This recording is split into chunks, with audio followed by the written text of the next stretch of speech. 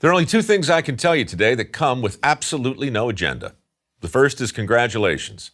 The second is good luck. Everything else is what I like to call the dirty truth, which is just another way of saying it's my opinion. And in my opinion, you have all been given some terrible advice. And that advice is this: follow your passion.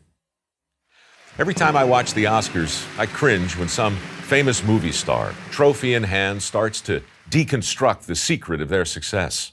It's always the same thing. Don't let anyone tell you that you don't have what it takes, kid. And the ever-popular, never give up on your dreams.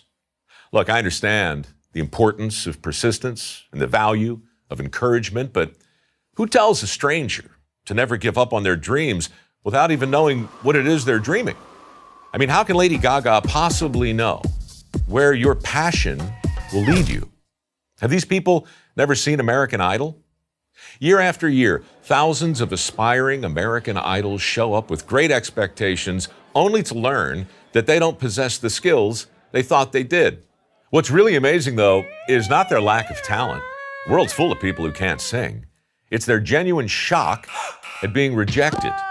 The incredible realization that their passion and their ability had nothing to do with each other. Look, if we're talking about your hobby, by all means, let your passion lead you. But when it comes to making a living, it's easy to forget the dirty truth. Just because you're passionate about something doesn't mean you won't suck at it. And just because you've earned a degree in your chosen field, it doesn't mean you're going to find your dream job. Dream jobs are usually just that, dreams. But their imaginary existence just might keep you from exploring careers that offer a legitimate chance to perform meaningful work and develop a genuine passion for the job you already have. Because here's another dirty truth: your happiness on the job has very little to do with the work itself. On Dirty Jobs, I remember a very successful septic tank cleaner, a multimillionaire who told me the secret to his success. I looked around to see where everyone else was headed, he said, and then I went the opposite way. Then I got good at my work.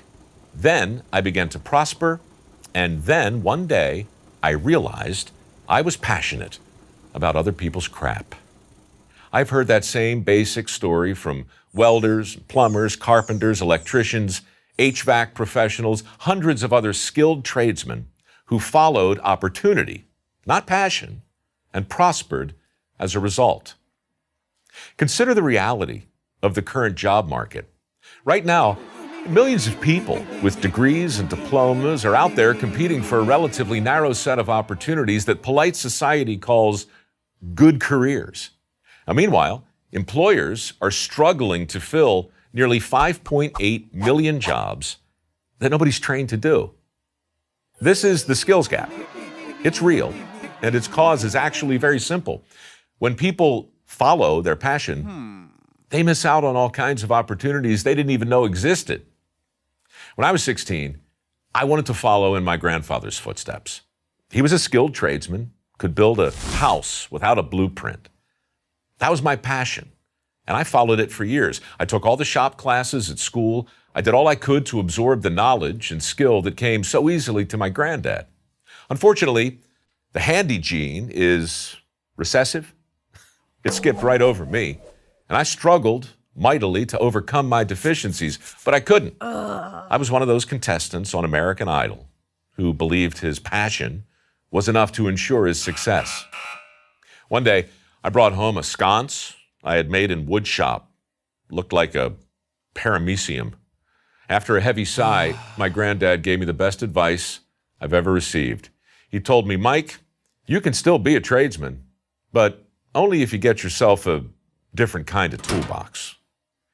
At the time, this felt contrary to everything I believed about the importance of passion and persistence and staying the course. But of course, he was right, because staying the course, that only makes sense if you're headed in a sensible direction. And while passion is way too important to be without, it is way too fickle to follow around. Which brings us to the final dirty truth. Never follow your passion, but always bring it with you. Congratulations again and good luck. I'm Mike Rowe from MicroWorks for Prager University. To subscribe to our YouTube channel, click here. To help keep our videos free, donate here.